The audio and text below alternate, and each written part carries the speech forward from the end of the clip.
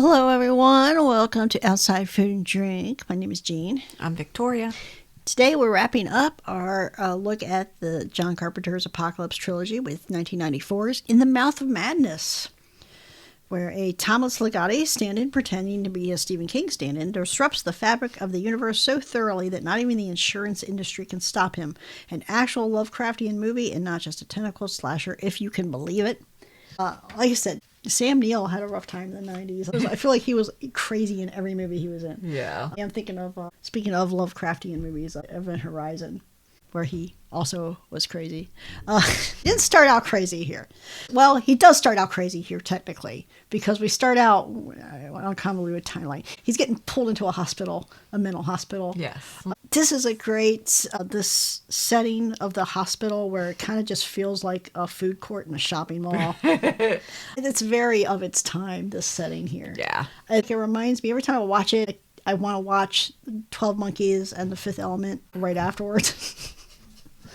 But we see John Trent, played by Sam Neill, being pulled into a mental hospital. He gets locked into a padded room in the middle of the food court.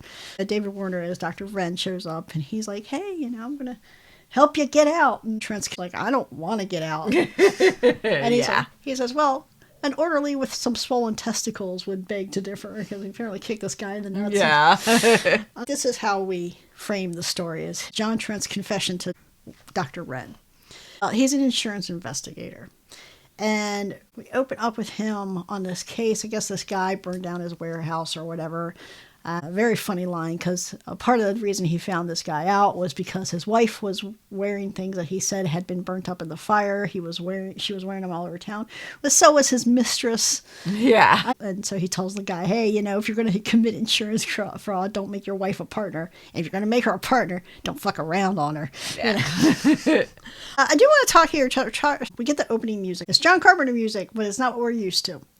It's not. It sounds like this movie came out in 1994. It sounds like they wanted to make a generic version of Enter Sandman. And this is the type of music that John Carpenter was doing at this time. He had completely dropped all his, not completely, but he got away from the heavy brooding synthesizers, and he's doing this stuff here. Yeah. Which is fine for this movie. So I wonder how much different this movie would have felt if we'd had that old John Carpenter synthesizer score in there. It's a different, totally different tone in this movie, though. Yes, it's a very different tone. This opening scene does not particularly feel very John Carpenter-y. Now, there's other moments in the movie that do. But unlike the Prince of Darkness or The Thing, you don't immediately feel like you have been dropped into John Carpenter's universe. Yeah. But so John Trent busts this guy for insurance fraud, and he's a freelancer, so the insurance company wants to hire him to investigate another case. This guy, Sutter Kane, has gone missing. He's a writer, big writer. Okay, so they're calling him Sutter Kane, which obviously reminds you of Stephen King. Yes. And the artwork and stuff, and the way they do his name, the titles and stuff on all his books that they show you, it looks like Stephen King from that period, the way Stephen King books were done during that period. But when you hear about what the guy writes about, it sounds like Thomas Ligotti. And when they read little excerpts of his books and stuff, I'm like, that sounds like almost kind of like Thomas Ligotti. This feels more like Thomas Ligotti than Stephen King. But I guess it's the early 90s, so they want to be like, well, but people relate to Stephen King, even though they make a point at one point saying this guy outsells Stephen King by orders of magnitude. Yeah. It was just funny because they're kind of leaning back on the Stephen King stuff when this guy does not feel like Stephen King at all. At all. Yeah. But anyway, so he's at this diner with this guy that owns the insurance company, and you see, because they're sitting against the window, you see this guy cross the street with an axe, and he busts in the window, and he goes right up to John Trent. Everybody's scrambling, and he goes right up to John Trent. He's like, do you know Sutter Kane? And John Trent's like, what the fuck? This guy has goat eyes, though. He's got square pupils. I mean, his eyeballs are all, not his eyeballs, but his irises and pupils are all squirmy and shit. Yeah. And he swings back the axe and then gets shot by the cops. It's quite a scene. So he goes ahead and takes this job. So that's going to be the movie. Him investigating the disappearance of Sutter Kane. It's very important that they find this man. He's worth a lot of money for the book publisher, Arcane Publishing. People are really nuts about this guy, right? There's people in the bookstores are fighting over his release, and there's posters everywhere. And, Yep. And so they're giving him the rundown. Charlton Heston plays the publisher, like the president of the company, Jackson Harlow. He and Kane's editor, a woman named Linda Stiles, are there in this meeting. And he's like basically saying there's movie rights, and he sent us chapters from his book or something, Yeah. And John Trent's like, okay, whatever. So because John Trent's like, well, what did his agent say? And Harlow's like, what do you mean? Don't you know? And John Trent's like, no, I don't know. Oh, the guy that attacked you with the axe. that was his agent. That was his agent. And he's dead. And he's dead. Well, the cops shot him. Yeah. So he's like, okay, all right, well, that's good publicity, huh? Any publicity is good publicity, right? Well, he's smelling out fraud here. He's like, I think this is all a scam for the publicity. Yeah, I think y'all told him to go away. Yeah. So you could get everybody all hyper about it. Yep. And so he's like, I'll go ahead and I'll take this investigation. What I'll do, though, is I will go myself and look. And I'm going to go to this Hobbs End place, and I'm going to investigate myself. And Harlow's like, okay, why don't you take Linda with you? Yeah. And he's like, yeah, whatever. I don't care. It doesn't matter. I'm going to figure it out no matter what. So Hobbs End is not an actual place, right? Nope. Theoretically, we think. It's nowhere on any map. It's not on any map. It's supposed to be in New Hampshire or something. You can't find it anywhere. No records of it anywhere. So John Trent's doing his own investigation. He's reading these books, which are, giving him bad dreams. He has one bad dream when he's walking home, and he sees a cop roughing up a graffiti artist. And there's a poster for Hobbs End Horror there, and there's like a little rip in the poster, and he's kind of like looking there, but then the cop starts giving him a hard time. He's like, hey buddy, you want some too? And yeah. so anyway, there's more there's still more chaos with this release of this book, In the Mouth of Madness, that's going to be coming out. Yes. And he's reading these books, and he's talking to the insurance guy, and he's like, there is something about these books. Like, they're pretty standard horror novels, like shitty horror novels, but there's something about them that really get to me. And he has this dream about the cop. He's in the alley again with his cop, and the Sutter Kane's agent comes in, and he's still got his axe, and then all of a sudden he gets surrounded by these other people, and they start chopping him up, and the cop is still like, you want some more, buddy? And he wakes up again. I say, he's having like dreams within dreams, you know? And he wakes up again, and the cop is there on his couch. Just hanging out. Just hanging out. And he wakes up again, and he figures out, he's looking at all these books spread out on his coffee table, and there's this weird, these weird little designs, like squiggly line designs on every book cover, and he realizes if you cut the book covers along these squiggly lines, they will actually come together as like a map of New Hampshire. Yes. And it will show you exactly where Hobbs End is.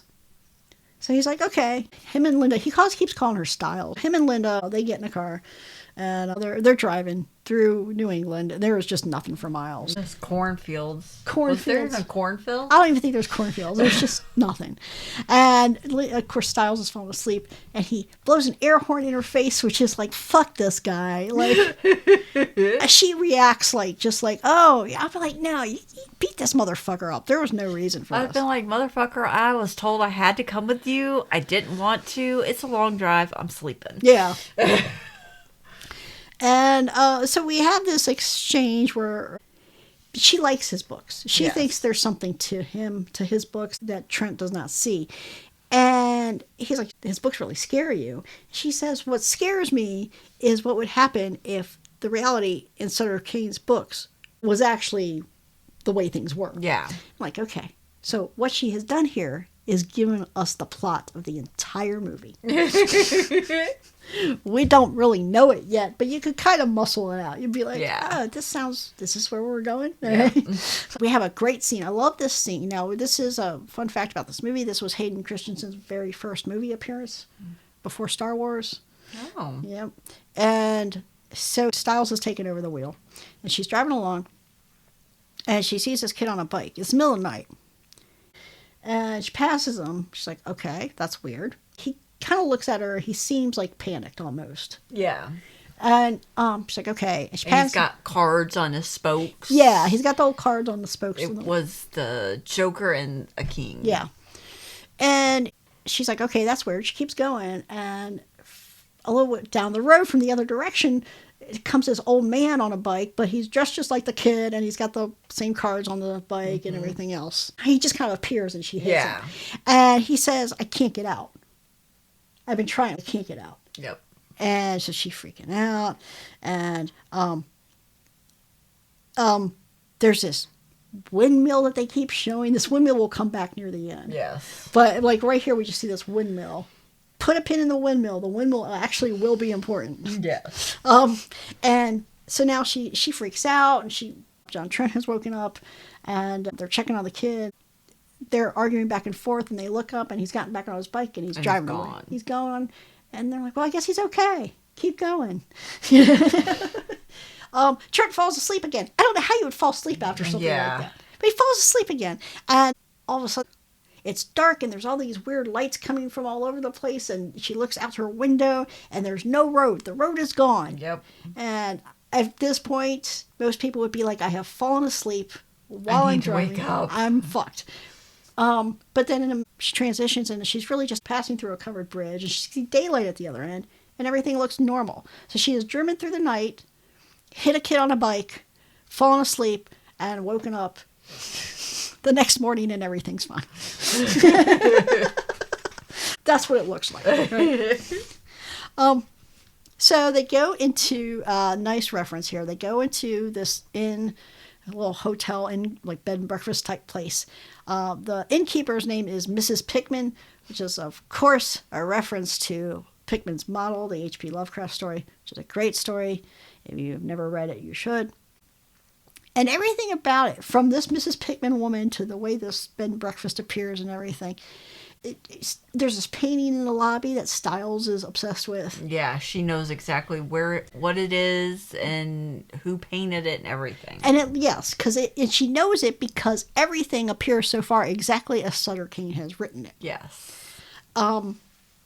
There's these weird kids that come around a corner and look like they're running towards them, and she sees them, and there's a dog that they're chasing. But John Trent doesn't see them because so this is a clue of what's happened, right? I do want to note here, Mrs. Pickman is played by Frances Bay, who we will remember from Twin Peaks. Sutter Kane is played by Jurgen Prochnow, who played one of the woodsmen in Twin Peaks as well. This is a nice little reunion, especially considering what Mrs. Pickman will do with an axe later. There's a little synchronicity going on there. So anyway, it's neat because where they're walking around the inn and they get up to the room, Styles is like, oh, there's a loose board there. Literally, she knows the entire room. Everything is exactly like Sutter, like the smallest details. It's so funny when he's interacting with Mrs. Pickman. I wrote this down because I thought it was so funny because he was talking about like this place would have a lot of tourist potential, this entire town, based on a Sutter Kane novel. You know, and she's like, what are you talking about? And he says something like, do you want me to give you a security deposit? What do I owe you here? And she's like, security deposit? Oh, city folks. I'm like, security deposits are pretty universal. Huh? Yeah. Okay. But anyway, so there's this painting again. We had talked about this painting in the lobby that Styles keeps looking at, and it moves. There's a woman in it that moves. She kind of turns her head. Yeah. It's going to be the least of Styles' problems in a little bit, right? So they get up there in the room. John is still like, no, this whole thing is staged. If I understand that this all looks like it, but if this was, you can only do so much, right? Yeah. To make a town look like a fictional place. Because if this was really Sutter Kane's reality, right out that window, there would be this giant Byzantine church. And she's like, well, because you didn't read it very closely. You look out this window, and she opens the window, and there it is. There's the church. The onion little onion spire. Yeah. Thank you. Yeah, it's exactly what it was described in the book again. Yeah.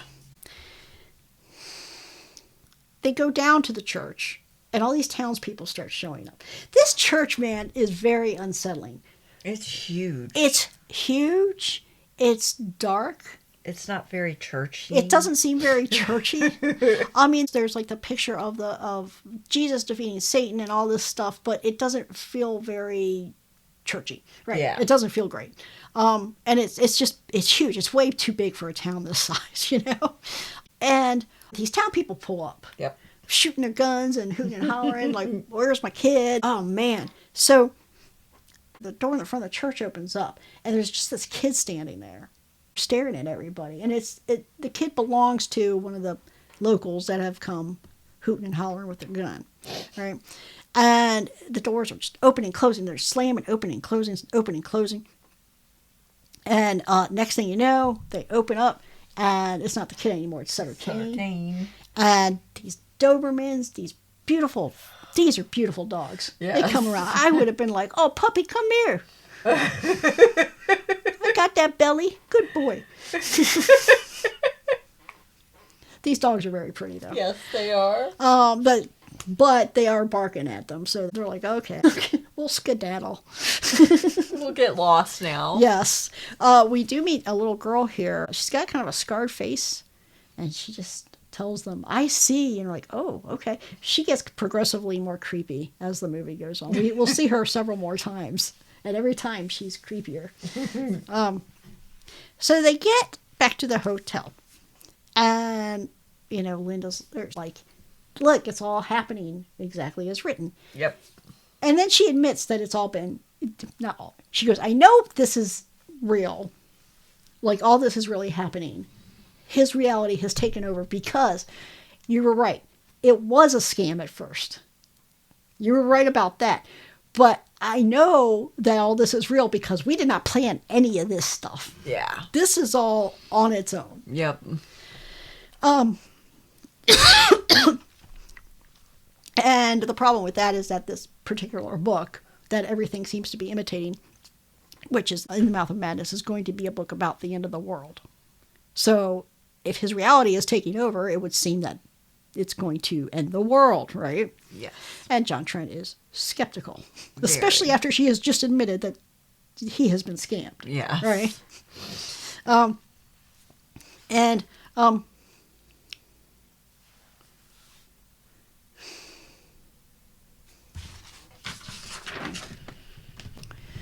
But Stiles she's coming unwound, right? She tries to make a move on him. Yeah. And he's like, no, ma'am, my mama said, do not put your dick in crazy. I'm not doing it.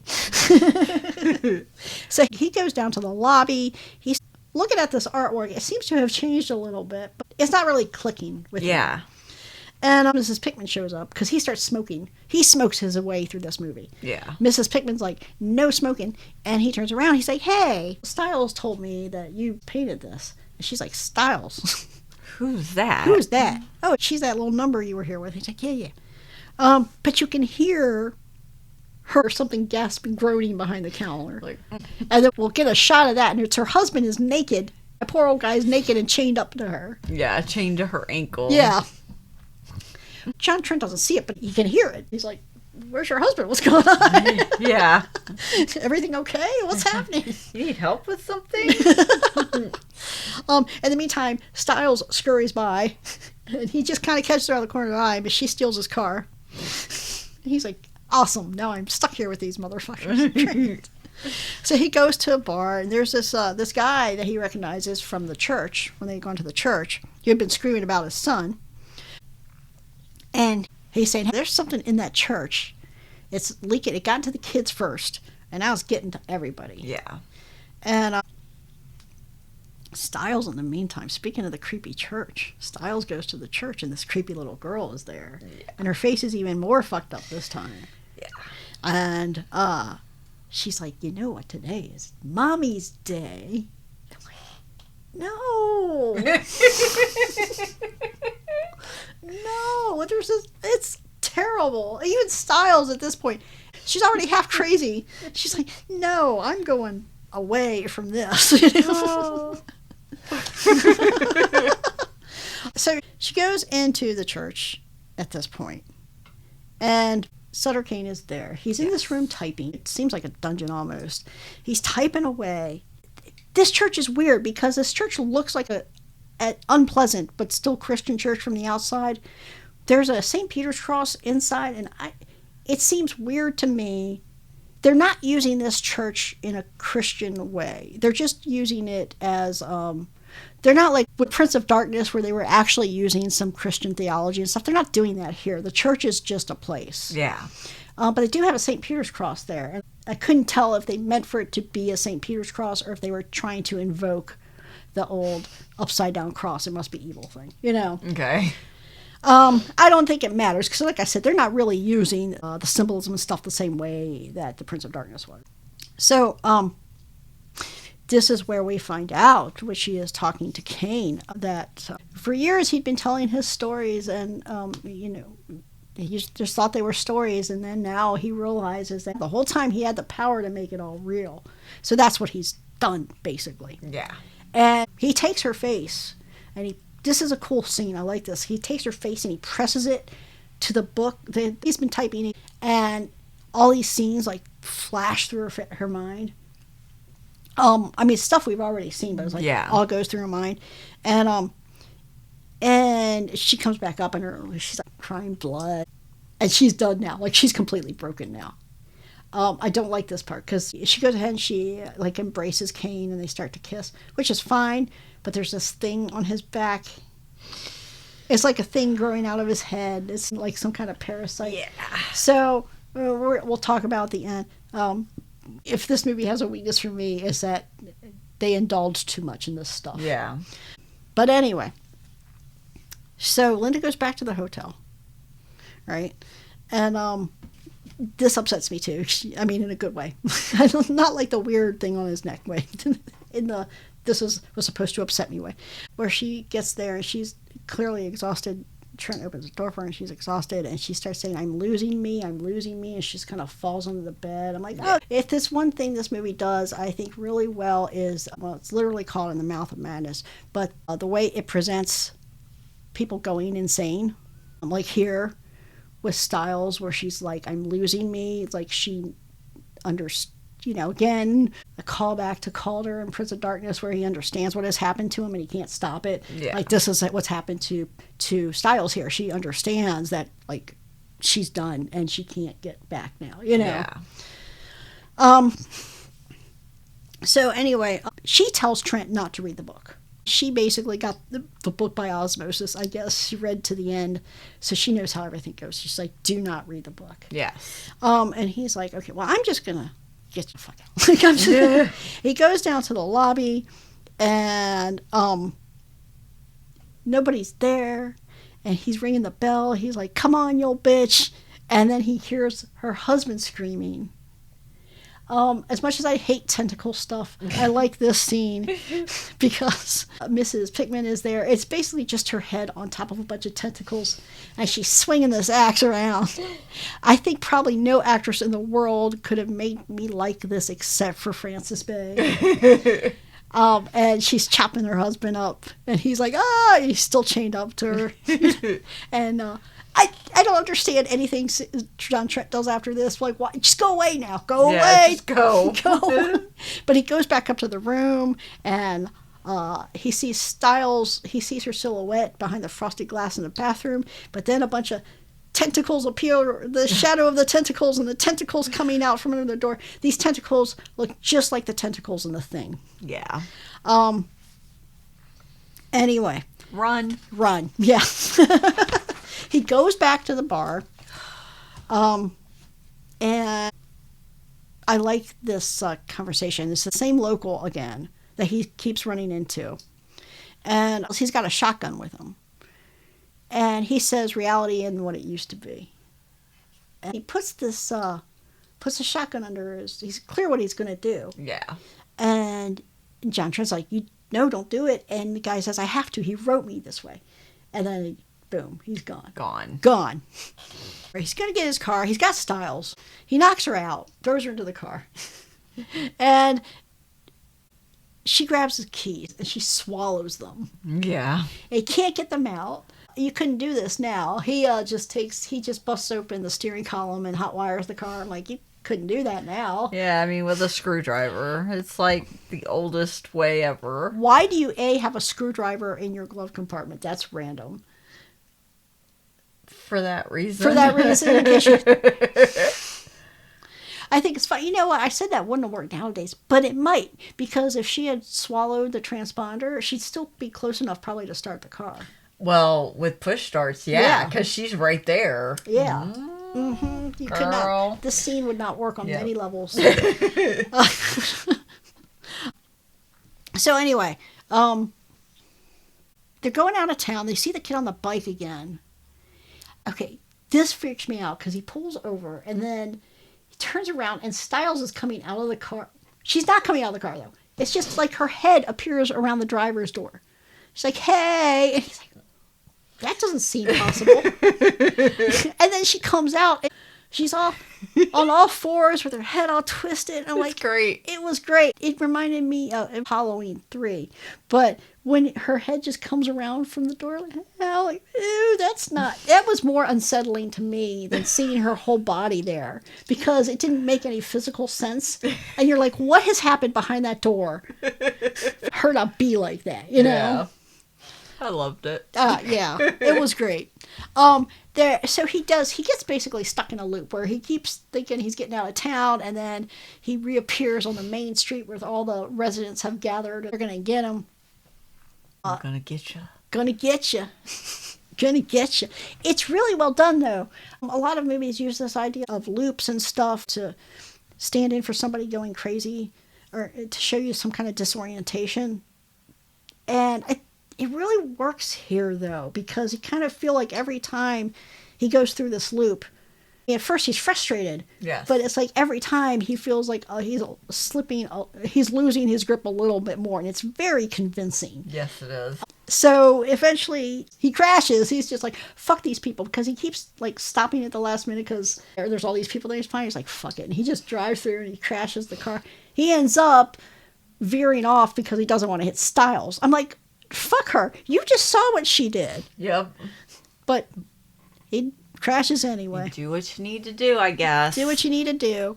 I said they're just kind of using the church as a set piece, and they really are, because here he wakes up after he tries not to crash into Stiles. He wakes up in a confessional booth inside the church. I don't see where he's doing anything with it except just having him wake up in this confessional booth. I don't know what the connection would be between like the break in his mind and the act of confession, really. So I think it's just stylistic. I don't think it's supposed to mean anything. It doesn't feel like it anyway, you know.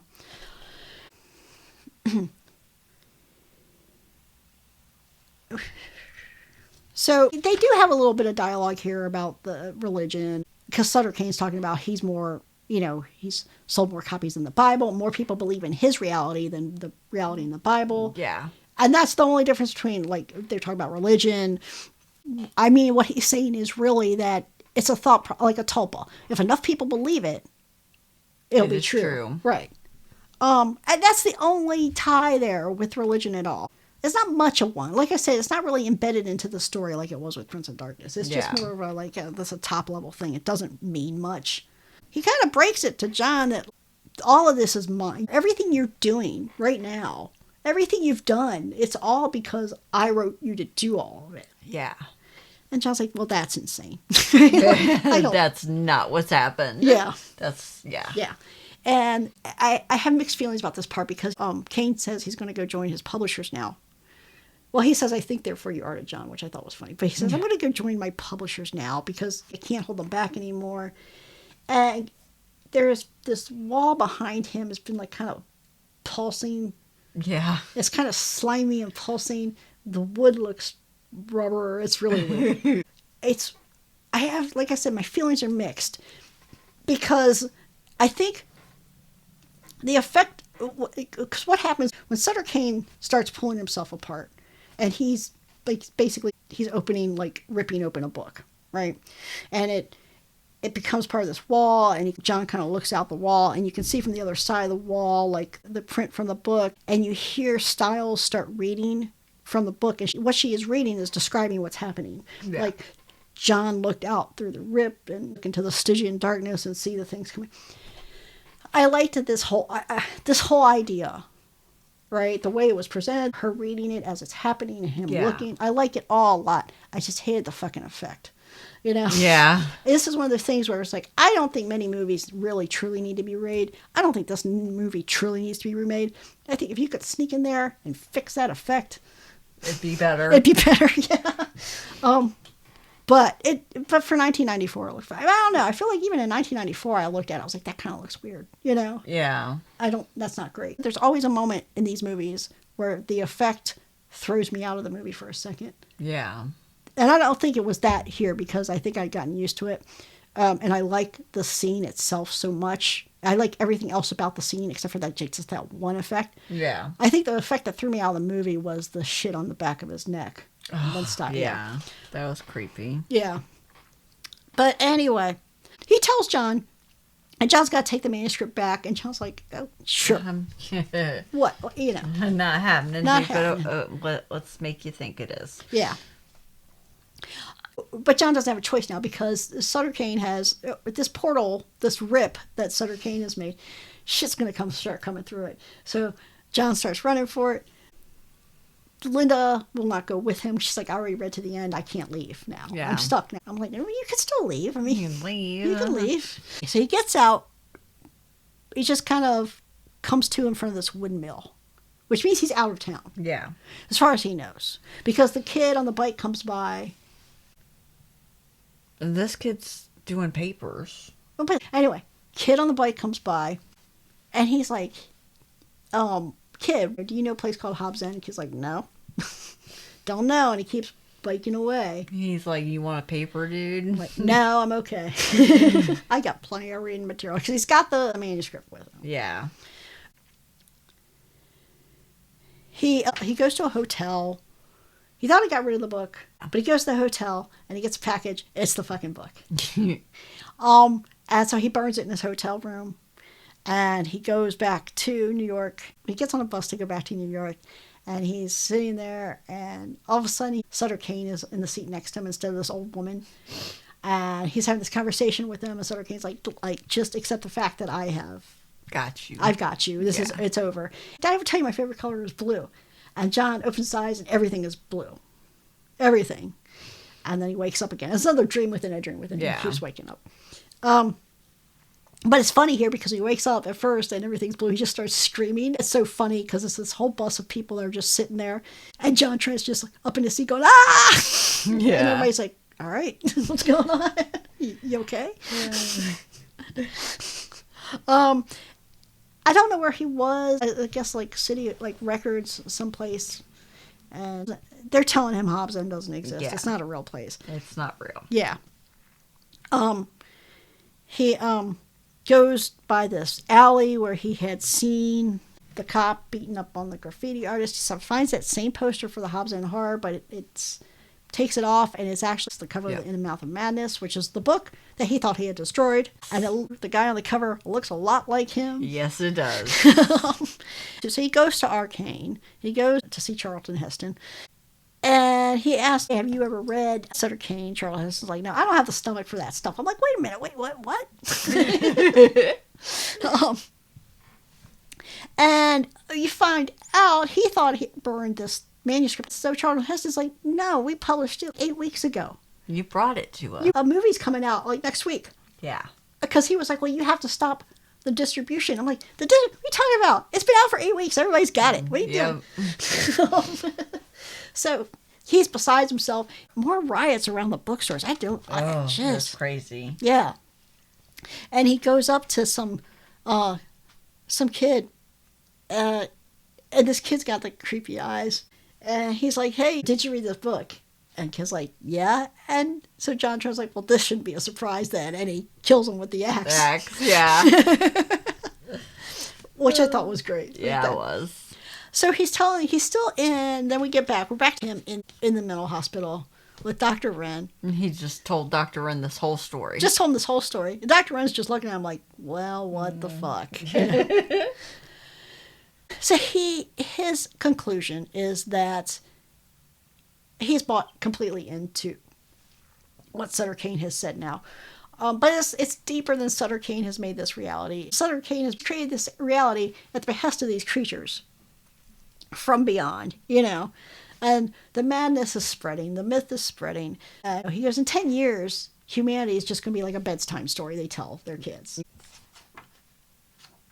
Doctor's like, okay, well, I guess my work here is done. Yeah.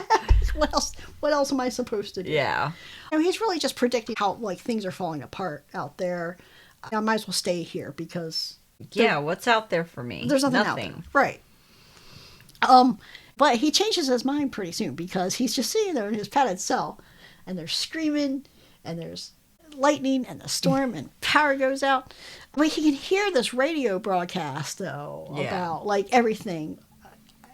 People are getting murdered all over the place. Yeah. If you're even vaguely sane right now. Oh, this is great though. This whole time he's in this cell through the night and he hears everything going on. They have these moments of everything is still and silent, and then it'll just be broken up with the lightning or whatever. It's great. Yeah. It's again, it really goes along with selling the idea of going crazy. Yeah. But one of the things the radio says is don't trust anybody, don't trust your friend, don't trust anybody. Yeah. So the next morning, he realizes that at some point in the night, his door to his cell has been damaged. Yeah. So it's come unlatched. So he just kind of opens it and wanders off, wanders into a movie theater, sits down with his popcorn. He's got his hospital gown on still. Yes. And he goes to this movie theater and he sits down with his popcorn and he's just watching the events of his life for the past however many weeks. Yep. Because that's the adaptation of the movie. I love the ending like that. Him just laughing at them. Yeah, him just laughing. It was good. I mean, I like this movie. I think the ending was great. The concept was good. I didn't like the way they did the ripping thing either, though. I thought that was weird. And I mean, I know they used the boy on the bike to show the loop, but I feel like they could have done something different. The boy on the bike to show the loop. I think it's interesting because I think the imagery itself was creepy. The first time you see the boy because he looks so panicked. Yeah. And then when you see him again, he's an old man. Yeah. And then later, at one point when John is trying to get out at the end, Stiles is on the back of the boy's bike. Yes. And that is a really great creepy shot. Yeah. Because she's just kind of got her arms out and waving and stuff. Yeah. And she's got this white outfit on against this darkness. It's a great shot. But yeah, I feel like maybe there's something missing about it. I guess there's a lot of vibes in this movie where it's a lot of stuff that's it doesn't make a whole lot of sense. I mean, even accepting the premise of this is a person writing reality or whatever. Yeah. I mean, I'm talking about in universe. There's a lot of stuff that doesn't quite make sense, but it feels good. It feels unsettling and it matches this tone and everything. Yeah. Yeah, the bike thing was I feel like something was missing, but it was done so creepily that it worked. Like I said, my only problem was the decision to show a little too much. Yeah. So much of this movie did work on vibes that when you did have these kind of goofy moments with the tentacles and stuff, it kind of threw the tone off a little bit. Yeah. Yeah. And I like the concept behind the rip. I like everything about the scene except for the rip itself. The way he did it when he started pulling himself apart. It didn't quite, I don't know. It didn't go with what they had been using the whole time. Yeah, it's hard because I can't even say what would have worked in place of that particular action. I don't know what would have worked in place of it. I just feel like I just had to kind of close my eyes for a second. Then, okay, now the rip is there, Yeah. Yeah. So this movie, like I said, I think if The Thing was very literal and The Prince of Darkness was a lot more esoteric almost, and we got a lot more into this theology and this idea of this big and different universe, Yeah. It's weird because I think in a lot of ways this movie feels like this more traditional perception that people have of Lovecraft with the creatures from the outer darkness and stuff like that. Mm-hmm. But somehow this universe doesn't feel indifferent. Yeah. And I think it's because you have a person Sutter Kane, he's great. I love the performance of Sutter Kane. But he is a person, and he's the doorway. So the universe doesn't feel so incomprehensible and indifferent, right? It feels like, as I was watching it, it was clear from the beginning that this was definitely highly dependent upon the works of H.P. Lovecraft. This reminds me of the Nameless City, or Dreams in the Witch House, where it doesn't feel, I mean, it's upsetting. You kind of try to get your mind around stuff. It doesn't have the same air of being like this oppressive, inescapable, terrible, dark doom like Prince of Darkness. Yeah. You know? Yeah. I mean, it's almost like the best thing about the things I like the most about this thing about him going crazy at the end, like just laughing at the screen. I mean, that almost takes the edge off, if that makes sense. Yeah. Yeah. I mean, they do the slow descent into madness really well, especially with that loop. Yeah. I mean, this is really more, when we're talking about the cosmic horror, this is really leaning into the Cthulhu stuff. The thing I would always like about H.P. Lovecraft, we talk about the elder gods and the things in the outer darkness and stuff like that. It was when he would start talking about the way things actually looked. Yeah. And I was like, oh, okay. Yeah. And we're really leaning into that. It's existential horror. It truly is existential horror. But I don't feel it in my bones like I did with Prince of Darkness. And I think part of that, as I was going over it and thinking about it, I think part of that is because specifically, and this will change depending on who the audience is, but Prince of Darkness did incorporate some version of Christian theology. And I think in doing that, it made it relate more to what a lot of, to like a Western audience, what their more traditional understandings of evil. You know, because Lovecraft was an atheist, so he did not lean on those Christian notions of evil at all. Yeah. He created a universe where none of that stuff mattered. The evil, it was the indifference of the cosmos. It was the indifference of Cthulhu, who, you know, we're just ants. You know, we're just things that get absorbed into his consciousness. We don't really matter. Yeah. It's not this personal evil like we get in a lot of Christian theology. So I think by combining those two things like he did in Prince of Darkness, I think to people that were raised in Christianity or familiar with Christianity, it feels a lot more oppressive. Yeah. You know, it feels a lot darker. Yeah. But that's not to take anything away from The Mouth of Madness, because it's a fun movie. It's, you know, I'll go back again to that rip scene. As much as I have trouble with that effect, man, the whole concept behind the scene of her reading to him everything he's doing in that moment is great. I love it. Yeah. It was great. And I like his last night in the asylum. Yeah. That's good too. Yeah. I just really like Sam Neill. I think nobody does this simmering madness quite like Sam Neill. You know? Yeah. Good at it. Yeah. Any more? No, I'm good. Are you sure? Yeah. Okay, so let's talk about these three in context. What's your rating? What's your rating on these movies? Okay, so when I saw them the first time, I did not see them in the order that we just did them in. Knew this was the order they went in, but that's not the way we saw them. And then when I rewatched them for the podcast, I did watch them in order. And my first thought was not liking one more than the other. I think I liked Prince of Darkness more than the others at first. But when I went back to watch all three, and now that I've seen all three and we've kind of gone through them, I really do think I like The Thing the best. Wow. I just like the way it was put together. That's more of how you feel like the world's gonna end, is like some weird alien coming for you.